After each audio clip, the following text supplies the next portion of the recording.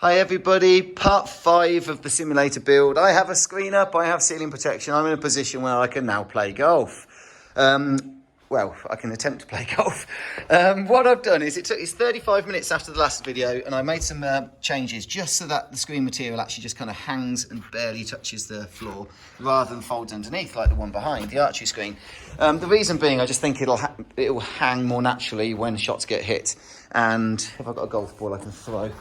Oh, it's not exactly going to show you much, but you know, it will end up hanging nicely. Now there is a little bit of bellowing just because I've got no tensioning at all on the sides, you know, nothing literally at all. So as soon as you get some tensioning on the side, any of that bellowing will come out and it will give a nice flat image up the side. So in about a week's time, I should have all the angle iron and get that done.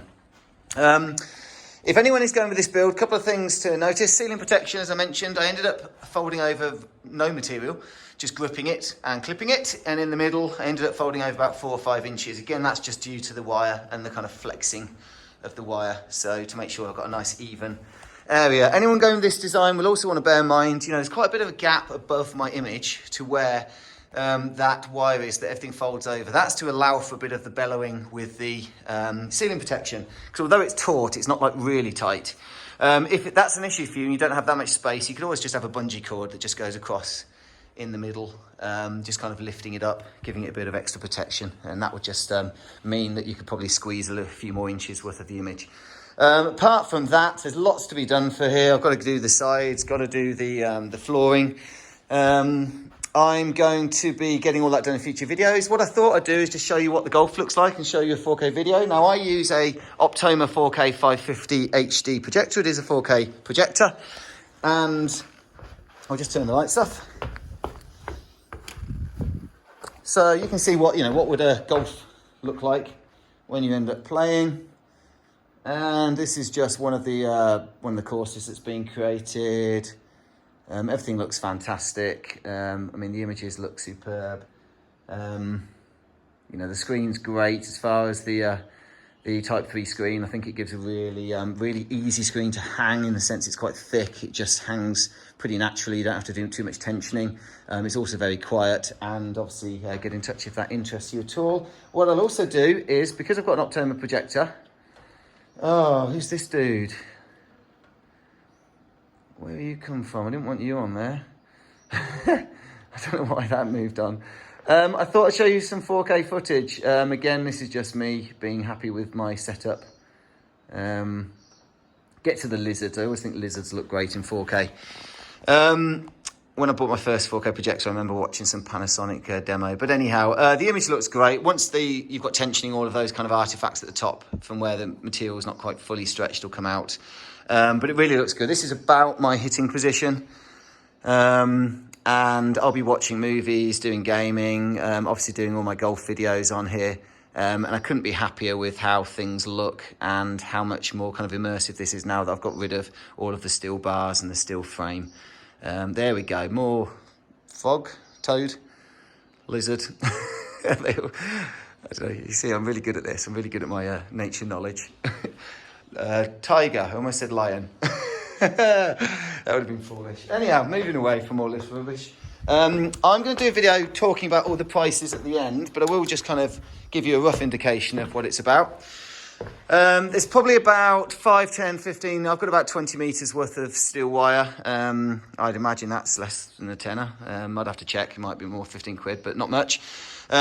Each of these tarp clips that I use a brand called RovTop. You get 6, I think it is, for about 8 quid on Amazon.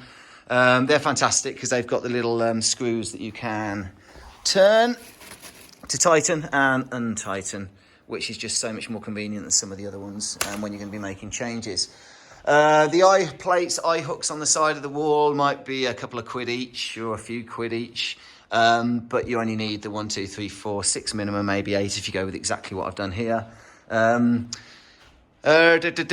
else is there? There's bungee cords. Just get loads of bungee cords. There's carbine hooks, steel carbines from any kind of outdoorsy shop. Again, you can get a packet of them for, I don't know, 20 quid that will do the job.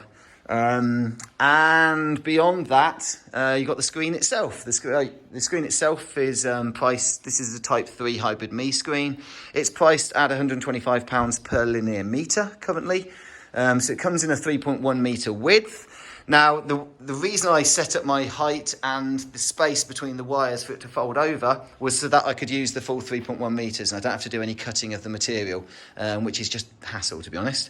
Anyone else that may not have that height could do the same, because you could just fold over more material. And obviously that will therefore adjust the height up. So it's a kind of design that you don't really have to worry about having to cut the material and get it exactly squared up, or having to pay a lot of money to get finished screens. So it's ideal for the kind of unfinished screens like I provide and use. There will be other elements, of course, things like flooring I'll end up paying for. I'm going to end up having a hitting strip, as I mentioned, possibly a dedicated stance mat. Possibly I'll just end up raising the section under the stance area and just standing on the turf on the floor. I might try that to begin with and just see how that works. I'm going to be tidying up all this with some lovely furniture, which I'll show at the end. Paint it, cover it, mural it. I still don't know what to do on the sides, but I'll come up with an idea. At that point, I would simply say, if you are going with this approach, from a health and safety point of view, anyone using tensioned wire really should use safety goggles in case something flies out and the wire could obviously hit you. I'm not going to say whether I did, but you should. And also do consult a builder or structural engineer about whether tension steel wire may be appropriate for your build, or just use some common sense. If you're going to be putting a lot of tension on the kind of top brick on a wall or in a garage, then do bear in mind, the tension steel wire could pull that in, and you'd have to deal with the consequences. So do ensure that whatever you do is sensible, and that by tensioning the wire, you're not going to cause any damage to anything yourself or to building. This is probably the end of my videos for a week. At that point, I should have some turf, some furniture, and the slotted angle iron. I'll get all that set up, do another video, and then there'll be one at the end where I conclude going through again all the individual items I've bought, where they're sourced from, what the prices are. I hope this is useful for someone. Please comment below if it is. Please subscribe if you find these videos useful. As I say, I'll be doing some videos on other technology, things like VR setup that I've got, the Valve Index. It might be doing videos on guitar transmitters and various things to do with music creation, another hobby of mine. Without further ado, goodbye from me for now.